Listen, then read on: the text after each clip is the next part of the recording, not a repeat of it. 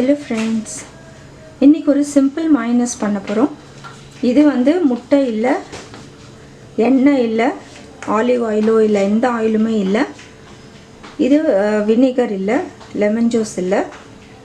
ரொம்ப சிம்பிளாக நம்ம வந்து வீட்டில் மைனஸ் எப்படி பண்ணுறது, நல்ல ஹெல்த் கான்ஷியஸாக லோ கேலரியாக எப்படி வந்து நம்ம செய்கிறதுன்னு பார்க்கலாம். இப்போ இதுக்கு நான் வந்து 10லேருந்து 12 ஆல்மண்ட்ஸ் எடுத்திருக்கேன். 2 டேபிள் ஸ்பூன் வாட்டர்மெலன் சீட்ஸ், அதுக்கப்புறம் 2 பூண்டு, ஒரு அரை டீஸ்பூனுக்கு மிளகு, இதில் வந்து 1 கப் தயிர்.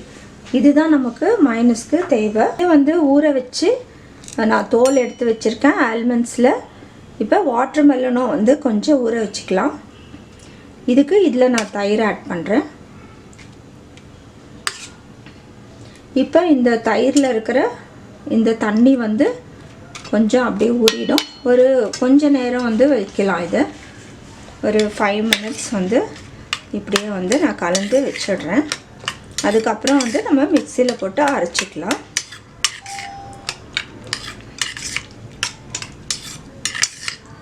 நீங்கள் ஒரு 2 hours முன்னாடி கூட தயிர் எடுத்து நல்லா வந்து ஒரு வடிகட்டியில் ஊற்றிட்டு நல்லா வந்து யோகட் செஞ்சுட்டு அதுக்கப்புறம் கூட மைனஸ் பண்ணலாம். இன்னும் வந்து நமக்கு கன்சிஸ்டன்சி வந்து நல்லா திக்காக கிடைக்கும். இப்போ 5 மினிட்ஸ் ஆகிடுச்சு. இப்போ இதில் நான் தயிர் போட்டுட்டேன். இந்த ஊற வச்சுருக்கிறதையும் வந்து இதில் நம்ம போட்டுக்கலாம். ஆல்மண்ட்ஸ்க்கு பதிலாக கேஷ்யூஸும் போட்டுக்கலாம்.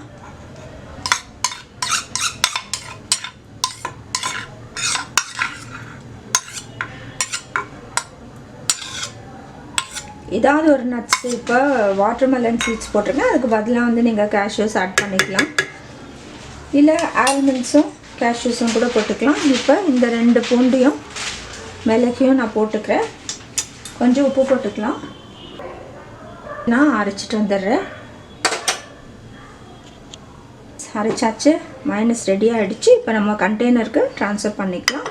திக்னஸ் வேணும்னா இன்னும் கொஞ்சம் வந்து நீங்கள் ஆல்மண்ட்ஸ் ஆட் பண்ணிக்கலாம். இப்போ பாருங்கள், இது ரொம்ப டேஸ்ட்டாக இருக்குங்க. இதில் வந்து நம்ம எந்த ஆயிலும் சேர்க்கல, முட்டையும் சேர்க்கல, அதனால் நல்லாயிருக்கும். நீங்கள் ட்ரை பண்ணி பாருங்கள். இது வந்து நம்ம ஒரு டிப்பாக வந்து யூஸ் பண்ணிக்கலாம். நல்ல க்ரீமியாக நல்லாயிருக்கு. திக்னஸ் வேணும்னா நீங்கள் இன்னும் கொஞ்சம் வாட்டர்மெலன் சீட்ஸும் ஆல்மண்ட்ஸோ கேஷ்யூஸோ வந்து நீங்கள் ஆட் பண்ணிக்கோங்க.